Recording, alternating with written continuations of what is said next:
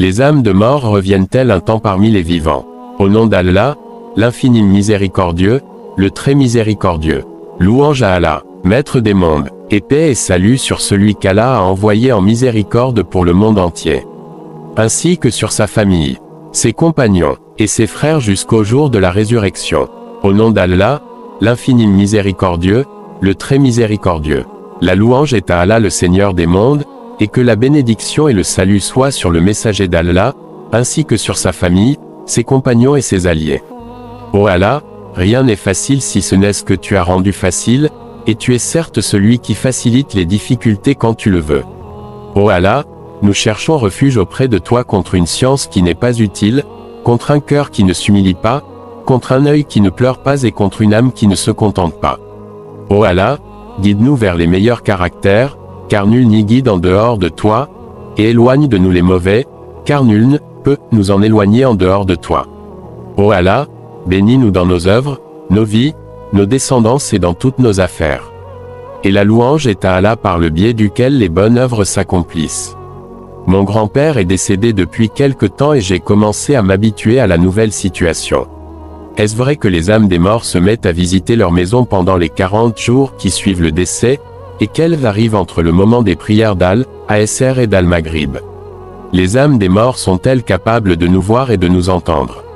Si nous implorons le pardon d'Allah, exalté soit-il, en faveur du mort, ou si nous louons le mort, est-ce qu'il nous entend et le sait? Les morts savent-ils ce qui se produira dans notre vie pendant les années prochaines? Réponse. Louange à Allah et que la paix et la bénédiction soient sur son prophète et messager, Mohammed, ainsi que sur sa famille et ses compagnons. La visite que rendent les morts aux vivants chez eux, leur connaissance relative à la situation des membres de leur famille et leur capacité à les voir font partie de l'invisible, ce dont nous ne devons discuter qu'à la lumière d'une preuve. Or, notre charia ne contient aucune preuve qui démontre que les morts visitent et voient leur famille ou qu'ils ont des connaissances relatives à ce que deviendra la vie des vivants. Quant au fait que les morts entendent les vivants, cela fait l'objet de divergences entre les oulémas. Aïcha, qu'Allah soit satisfait d'elle, l'a nié, ainsi que certains hanafites. De son côté, Al-Alu, qu'Allah lui fasse miséricorde, a appuyé l'avis d'Aïcha, qu'Allah soit satisfait d'elle, dans son ouvrage intitulé Al-Aya al-Bayina, et a argué des versets dans lesquels Allah, exalté soit-il, dit, sens des versets. En vérité, tu ne fais pas entendre les morts, et tu ne fais pas entendre aux sourds l'appel, s'ils s'en vont en tournant le dos, Coran 30-52e. Tu ne peux faire entendre ceux qui sont dans les tombeaux, Coran 35-22e. D'autre part, ils ont interprété de façon restrictive les hadiths indiquant la capacité des morts à entendre les vivants en la limitant au cas où le vivant est le prophète, Salah Allahu alayhi wa salam, comme avec les mécréants tués pendant la bataille de Badr, ou au moment de leur enterrement, Salah Allahu alayhi wa salam, comme dans le hadith où le prophète affirme que le mort entend le bruit des pas de ses accompagnateurs en train de partir. Quant à la majorité des oulémas, ils affirment que tous les morts entendent la parole de ceux qui visitent leur tombe, et ont argué de maintes preuves, dont le hadith, dans lequel le prophète, Salah Allahu alayhi wa salam, a dit à propos du fait que les polythéistes morts pendant la bataille de Badr entendaient le blâme qu'il leur adressait, « Vous n'entendez pas mieux que ce que je dis, mais eux ne peuvent pas répondre, Bukhari et Muslim. » Cela en plus du hadith dans lequel le prophète, Salah Allahu alayhi wa salam, a dit du mort, dès qu'il est placé dans sa tombe, il entend le bruit des pas de ses accompagnateurs en train de partir, Muslim.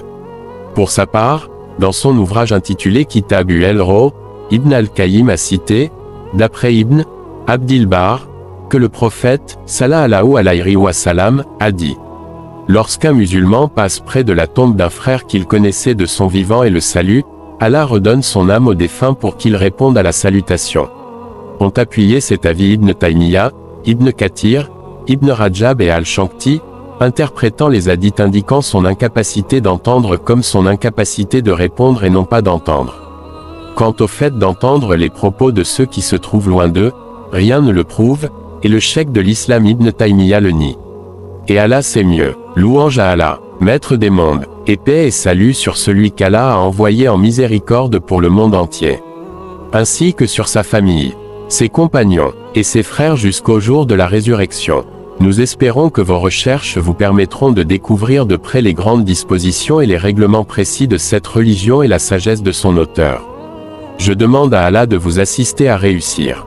Allah est celui qui guide dans le droit chemin. Qu'Allah nous aide tous et toutes à avoir la bienveillance envers nos parents, de nous guider sur le droit chemin et de nous faire rentrer au paradis. Le musulman aime ce qu'Allah aime et déteste ce qu'Allah déteste. De ce fait, on déteste les péchés, surtout ceux qui encourent la malédiction d'Allah, le châtiment dans ce bas monde ou dans l'au-delà. Nous implorons Allah qu'il nous donne le paradis et nous permette d'accomplir les actes et les paroles qui nous en rapprochent. Et nous cherchons refuge auprès d'Allah contre l'enfer et les actes et les paroles qui en rapprochent. Amin.